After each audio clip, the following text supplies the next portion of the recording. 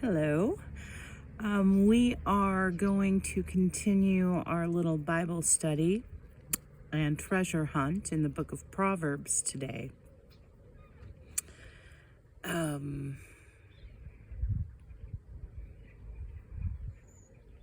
Now he's got me thinking.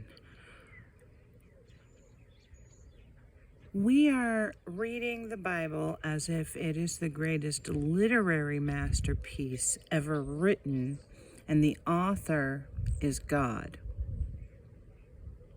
So we're reading the Bible from a different perspective. I will get a little passionate because that's how I teach. I probably will go a little over the top in some places, but the reason why is so that you can really see the possibilities. Now, God is very subtle. He's not in your face. That's not his way at all. Although in another way, he's in our face. He's just very complex. So if a lot of the things I'm going to say, they can be argued against, and I understand that. It is the culmination of all the things I'm saying and all the textual evidence that is being either said in my videos or backed up in the comments. The longer I read, the more this whole sense of the Bible, being alive, it's like alive and breathing. I don't know. It's a fascinating thing. But I do want to say that I am going to put a little rhetoric into my lessons. That's to convince you that what I'm saying is true. Don't be too guided by the rhetoric. Like if your spirit says, wait, she's pushing, listen to your spirit, but just take into account when you read literature, what I found as a teacher is that there's almost no end to the ways things can be taken. And no one literally knows. No one literally ever knows exactly what the author was thinking. So when we read literature, we're often making inferences. Inferences are when we essentially guess about something. So when we read literature, we make a lot of inferences. We have essentially been asked to read the Bible without inferences. Reading the Bible in one dimension, which is just the words, and having this sense that every word in the Bible is instructional. We're going to switch the lens and read through the lens of using discernment. So we are on, we've covered Proverbs. We're in the first chapter. We've covered verses 1 through 7. We are headed into 8. I don't know if you can see me. I'm just going to turn the camera around. We're only going to do maybe 20 from maybe 10 verses today. I guess we'll just go right to it then. Okay. So we have this little prologue. First of all, I noticed this word exhortations. In my gut, my feeling, this is an ugly word and I don't like it. Now that I know that God actually created language, human beings had nothing to do with the creation of words. I have more respect for how God has made certain words have a negative connotation. And exhortations it's just a negative word to me. It's forceful. And from what I know of God, he's not particularly forceful. We'll talk about that more in a minute. So this says there's a prologue, extortions to embrace wisdom. As a literature teacher, I'm very curious immediately when I see the word prologue. I always go check and see if there's an epilogue, and then I compare and contrast them. And I don't know if you'll see it immediately, but you'll see why someone would want to do that in a minute. So I think I'm going to go do that right now. First, I'm going to check, is there an epilogue? And how is it in possible alignment with this? Actually, what I'm going to do first is I'm going to do a quick reading of the text. We're not going to examine it at all. We're just going to read it quickly. I'm going to read it in the voice I would have read it. I'm going to read it in my 1D voice of how I assumed the Bible was supposed to be read in the past. Okay, warning against the invitation of sinful men. Listen, my son, to your father's instruction, and do not forsake your mother's teaching. They are a garland to grace your head and a chain to adorn your neck. My son, if sinful men entice you, do not give in to them. If they say, come along with us, let's lie in wait for innocent blood. Let's ambush some harmless soul. Let's swallow them alive like the grave, and whole like those who go down to the pit. We will get all sorts of valuable things and fill our houses with plunder. Cast lots with us. We will all share the loot. My son, do not go along with them. Do not set foot on their paths, for their feet rush into evil. They are swift to shed blood. How useless to spread a net where every bird can see it. These men lie in wait for their own blood. They ambush only themselves. Such are the paths of all who go after ill-gotten gain. It takes away the life of those who get it. All right. So that was what we're going to be looking at today. Normally after I do a quick read, I kind of try and see if I can summarize in my head what I just read. What I saw here is that father is talking to his son, and he's saying, listen, and if you do, good things will come from this. And then he gives this little incident of someone acting wickedly and says, don't follow them. And then he said some stuff that I didn't quite grasp on first reading. So that's where we're at so far. The next thing I'm going to do is go look for that epilogue, because it should be there, especially if this is the greatest piece of literature ever written. And we do. We have this epilogue, the wife of noble character. It's interesting here that both the words noble and character, as if someone has a good, strong character, both of these words have positive connotations. I am going to give this a quick read. I'm going to see if I can find a better way to hold this for you guys. I'm sorry. If you want to look at your own Bible, that might be better. But we are now on Proverbs 31. Verse 10, and this is the very ending of the book of Proverbs, and we're going to just run through our heads how that feels different or the same as to what we just read. So here is the verse. A wife of noble character who can find? She is worth far more than rubies. Her husband has full confidence in her and lacks nothing of value. She brings him good, not harm, all the days of her life. She selects wool and flax and works with eager hands. She is like the merchant ships bringing her food from afar. She gets up while it is still night. She provides food for her family and portions for her female servants. She considers a field and buys it. Out of her earnings, she plants a vineyard. She sets about her work vigorously. Her arms are strong for her tasks. She sees that her trading is profitable and her lamp does not go out at night. In her hand she holds the distaff and grasps the spindle with her fingers. She opens her arms to the poor. and extends her hands to the needy. When it snows, she has no fear for her household, for all of them are clothed in scarlet. Now, I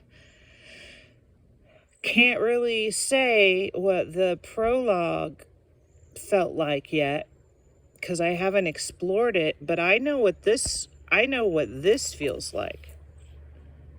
This right here feels like God.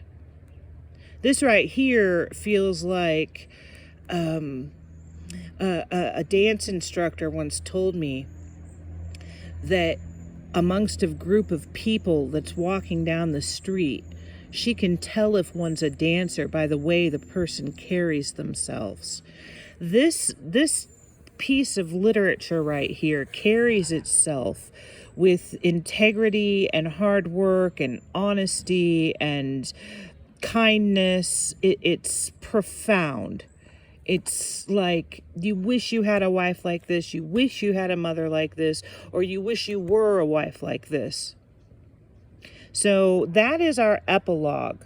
Now keep this in mind, because through a little research, I realized that the last several little things in Proverbs don't appear to come from Solomon. They appear to come at a later time. There's this sayings of Agur. We don't know who he is, but we know he's not Solomon. And then there's the sayings of King Lemuel. I don't know who he is, but we know he's not Solomon. And then we have this very bizarre, righteous feeling ode to a very wise, hardworking, strong woman. So keep that in your mind. All right. Now we're going to look a little bit closer at the text. Embrace has a positive connotation, or at least it's a beautiful word. And wisdom carries with it a gravity, a seriousness. Wisdom is a loaded word. So we'll talk a little bit more about that tomorrow. But that word exhortations, there's a lot of YouTube prophets that post exhortations that God has given them. And I always notice that, they're often not something God would say, and they're very abrasive. And that's just not who I've seen God to be, although, he can be abrasive, but not to his children, not speaking to his children. Okay, so, warning against the invitation of sinful men. Listen, my son, to your father's instruction, and do not forsake your mother's teaching. Now, that looks like just wordplay, but I was honestly thinking, I love my parents and they were awesome, but I don't know if they came to me and said, Kimberly, you need to listen to our wisdom, if I would necessarily want to follow it all. And then I think of some other people I've known and their parents, and I think a lot of people I know wouldn't want anything to do with the wisdom of their parents. So that just crossed my mind, that it feels a little odd, if you're looking for wisdom, to simply take the advice of your mother and father. But whatever, let's continue. It says, they are a garland to grace your neck and a garland to grace your head and a chain to adorn your neck. Now, I have stared at that verse for a long time, and something about it bothered me, but I couldn't figure out what. Then I came down to the footnotes, and we find out that to grace and to adorn, those who follow wisdom add beauty and honor to their lives. When I see the word beauty, I'm already a little concerned, because I know God doesn't abide by human beauty being any more meaningful than human grittiness or real life. So I know that's a little off. So I sat and thought about it for a while, and I thought wisdom wouldn't be something that just adorns you. Wisdom would be something that it kind of is like a pole of steel through your back that grounds you. So that reference to wisdom being a garland to grace your head and a chain to adorn your neck was a little odd, but I might be pushing that. Then we come to where it says, my son, if sinful men entice you, do not give in to them. If they say, come along with us, let's lie await for innocent blood. Let's ambush some harmless soul. Let's swallow them alive like the grave and whole like those who go down to the pit. We will get all sorts of valuable things and fill our houses with plunder. Cast lots with us. We will share all the loot. Okay, when I read this the first time, I got tired right about here. And then I see that the whole thing just gets worse and worse and worse. So what is bothering me about this? What's bothering me about this is that this is such an extreme example of wickedness. And I'm thinking that would be like telling my son that, son, listen to my wisdom. Do not involve yourself with people who torture kittens and puppies. Do not involve yourself with people that want to shoot up school buildings. Like, this threshold for wickedness is really kind of skewed. If you were giving true wisdom, it wouldn't be don't hang out with this kind of person. This is how could my son even compare himself with these people? So then you say to yourself, well, it's just because it's the Bible. This is how the Bible talks. Well, it doesn't make sense. God has pretty high expectations. And this is saying don't kill innocent people and then take everything they own and then relish in all your plunder. It's just, you start a book of wisdom with this example. I don't know. The tone of this, the mood of it, something about it is just awkward. Now, I could say, well, it's just because it's the Bible. But we just read the epilogue, and we felt God present in those words. If you don't believe me, go back and read it again. We can feel the character of God in the words of the last book of Proverbs. Here, we're not feeling that. So let's keep that in our minds as we continue. My son, do not go along with them. Do not set foot on their paths, for their feet rush into evil. They are swift to shed blood. How useless to spread a net where every bird can see it. These men lie in wait for their own blood. They ambush only themselves. Now, I could not for the life of me get my head around that verse. How useless to spread a net where every bird can see it. Are they talking about the bad guy over here is spreading a net for himself? It was unclear. So then I went to the God's Word version, which is a simplified Bible. Well, actually, I didn't go to God's Word. I went to an online, I put in this verse. I put in these two verses and I read them in several different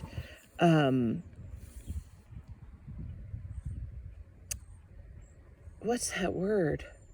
Translations. And I found this one was most useful. They go into hiding only to lose their own lives. Then I went back and confirmed if that's correct. If this could be construed as meaning this. These men lie in wait for their own blood. They ambush only themselves.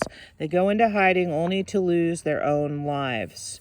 And yes, this is saying they lose their own life. They hurt themselves. Well, such are the paths of all who go after ill-gotten gain. It takes away the life of those who get it. Now, oddly, when I first read this, I don't know if it would be the same for you, but my brain turned this into, such are the paths of all who go after ill-gotten gain. It takes away the life of those who the ill-gotten gain belonged to. For me, my brain was so desperate to find some justice here, some kind of truth, that I had read this word wrong, or this verse wrong. When you actually read it, here's what it's really saying. Such are the paths of all who go after ill-gotten gain. It takes away the life of those who get it. It's saying, if you go after ill-gotten gain, you will face consequences, and then your life won't be as great. So it's literally, and this here too, this whole section is saying, let's see, it just told us, don't be totally wicked and evil, but it was a ridiculous example. And then it says, because if you are wicked and evil, and this is the standard that's being set, if you act like this, your life will be shortened. You'll get caught eventually. I used to always tell my students, if you do something long enough, if you do something wrong long enough, you will eventually be caught. That's essentially what he's saying. So there's not one word in this whole, up until from here to here, that has to actually do with right and wrong. What we are looking at is consequences, but not right and wrong. All right, let me see if there were any notes. Oh, this was interesting. So I highlighted this. Such are the paths of all who go after ill-gotten gain. It takes away the life of those who get it. Now, I couldn't understand this verse, so I went to the study guide, and I saw that it said, according to Isaiah 17:14, destruction is the fate of those who plunder God's people. Contrast the long life enjoyed by the one who hates ill-gotten gain. All right. First of all, I can tell that not only could I not totally grasp this, but the compilers of the NIV Study Bible were trying to make this a righteous statement that had more to do with selfishness by going to Isaiah 17:34. Well, I went to Isaiah 17:34, and I saw that the compilers of the Study Bible were stretching it, which we're going to see a lot of incidences of this now that we know the truth, and now that we know that God himself designed the Study Bible. He wanted us to realize that mankind has tried to make this fit righteousness by comparing it to righteous verses, but if you go back and you research it, you'll see it doesn't match up. Okay, and then that's pretty much it for today's verse. So I think what we can gather from today's lesson is that we are definitely dealing with a prologue and an epilogue that are wildly different in feel. And we are looking at the fact that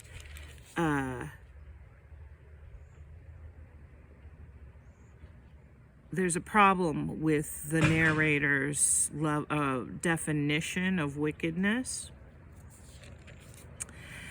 And we are seeing that the NIV study guide people noticed something was off, and so they then added supporting evidence that makes it look as if the author of Proverbs is speaking righteously. Tomorrow, or whenever he allows it, we will get to the next section. If you want to do a little thought processing beforehand, I want you to think about how if you were at a kid's birthday party, a New Year's Eve party, not a wild, super wild party, but just like a get together, and someone named Wisdom walked into the room. What are some assumptions about who you would see? I mean, for example, if you saw a 16-year-old boy walk in whose name was Wisdom, who started acting goofy and making inappropriate jokes, that's not what you'd see. So kind of think about if Wisdom walked into a party, how would they act? How would they carry themselves? How old are they? How are they male or female? If they're could be either, how do they differ? So think about someone that's just known as the wisest person that ever lived, and how do you imagine them looking, essentially? All right, we will learn more next time. Amen. God bless you all.